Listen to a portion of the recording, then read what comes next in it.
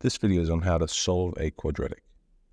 Quadratic has to first be written in its standard form like this, ax squared plus bx plus c, and then it's going to be factorized into two brackets. Here's an example.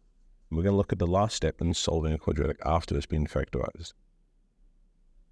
We have to solve each bracket individually, 3x minus 4 and x plus 2. We can solve it separately because we can think of two brackets as having a times between them.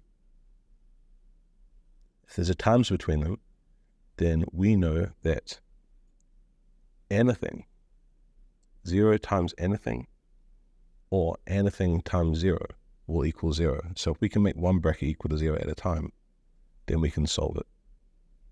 Let's take the second bracket, x plus 2. How do we make this bracket by itself equal to 0? Well, if we minus 2 from both sides, in other words, we move the 2 across, then x is equal to negative 2, and that is a solution. It's effectively just the opposite of what's in the bracket. So x equals negative 2 is our first solution to this quadratic. Let's try the other bracket, 3x minus 4. If that's equal to 0, move the 4 across, 3x equals positive 4.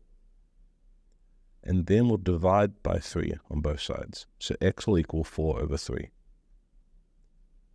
We write this as or because there are two solutions. It is either x equals negative 2 or x equals 4 over 3.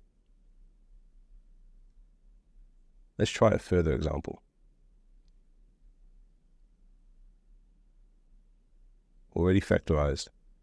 We'll have k plus 7 in one bracket and 4k plus 1 in the other bracket. This has to be equal to 0 before we can solve it. So k is going to equal negative 7 or k is going to equal negative 1 over 4.